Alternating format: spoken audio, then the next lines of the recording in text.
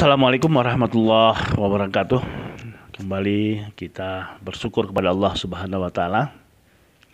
Semoga kita dapat mempergunakan setiap waktu yang diberikan untuk meningkatkan keimanan dan ketakwaan kita kepada Allah Subhanahu wa taala.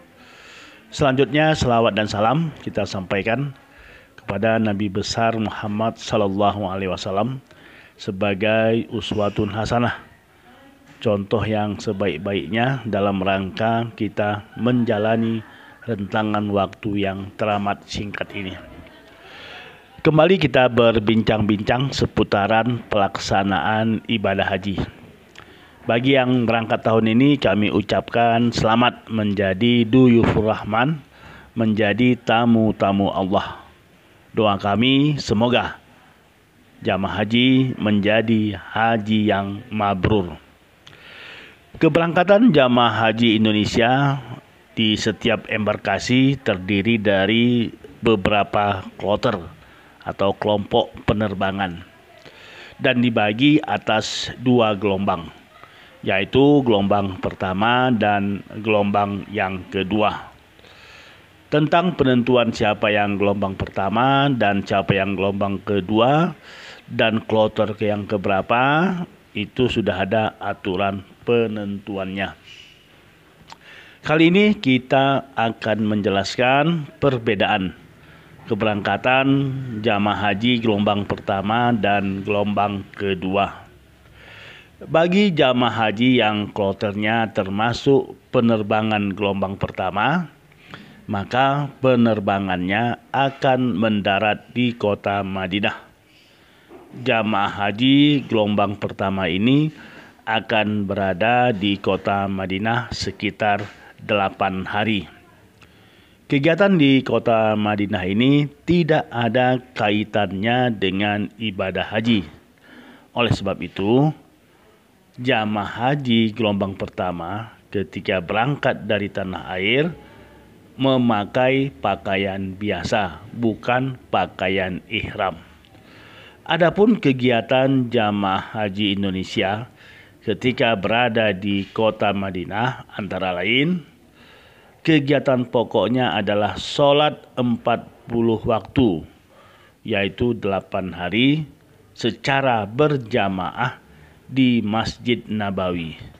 Ini yang disebut dengan sholat arba'in.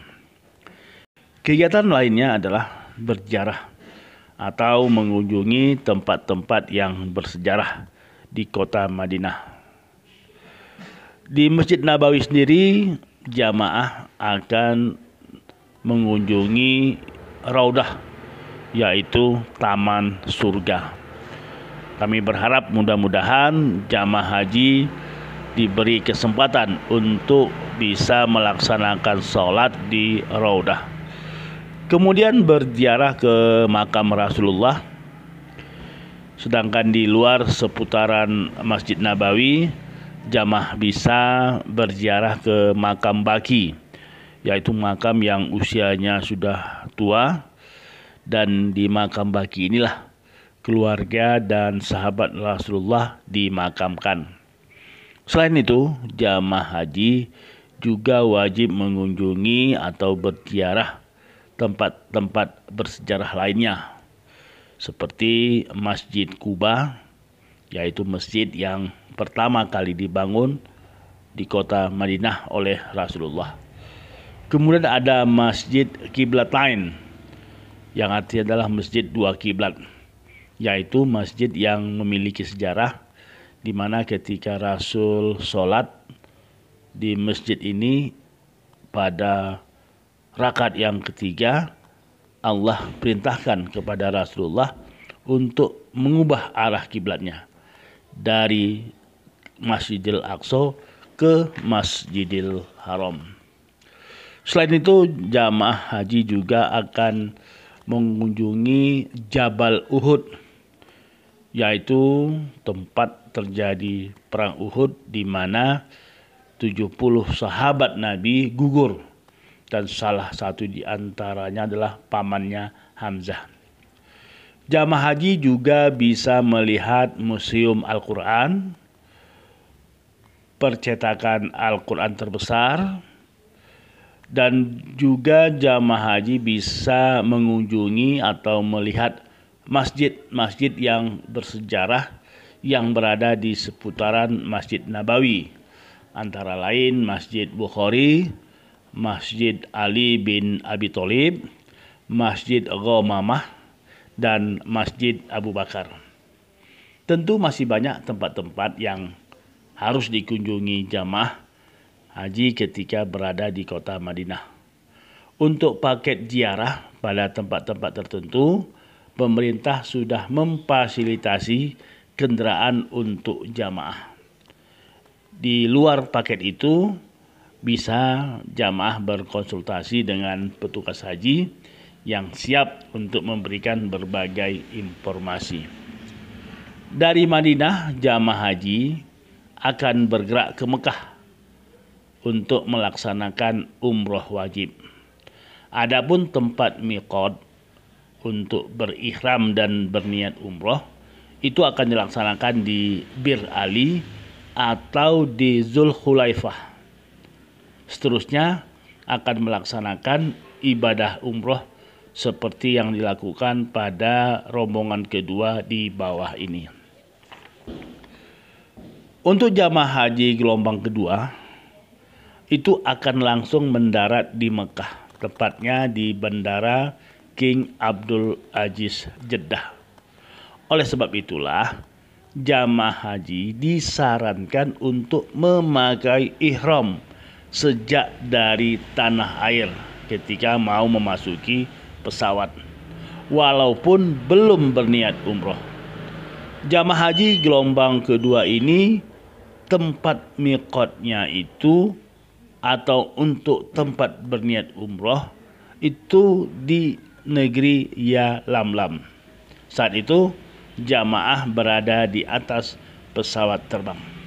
Biasanya itu akan disampaikan oleh petugas haji. Nah, tempat miqat untuk berniat umroh bisa juga dilakukan di Bandara King Abdul Aziz di Jeddah. Nah, setelah jamaah haji berihram dan berniat umroh, haruslah menjaga hal-hal yang dilarang dilakukan saat sedang berihram.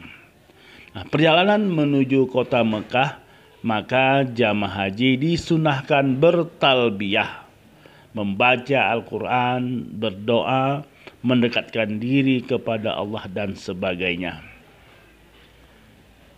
Setelah sampai di Mekah, maka jamaah akan diantar ke hotel. Kondisi ini sama juga dengan jamaah rombongan pertama yang bergerak dari Madinah ke kota Mekah.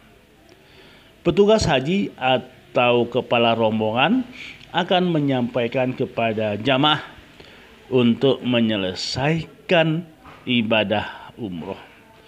Adapun kegiatan ritual umroh yang akan dilakukan yaitu melakukan tawaf, mengelilingi Ka'bah, kemudian sa'i, dan yang terakhir adalah tahallul.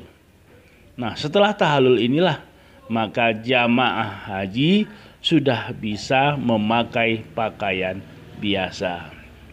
Untuk tahap ini semuanya akan dibimbing oleh petugas haji atau kepala rombongan dan juga kepala regu. Setelah selesai pelaksanaan umroh wajib ini, maka jamaah haji baik itu rombongan pertama maupun rombongan yang kedua akan menunggu pelaksanaan ibadah haji.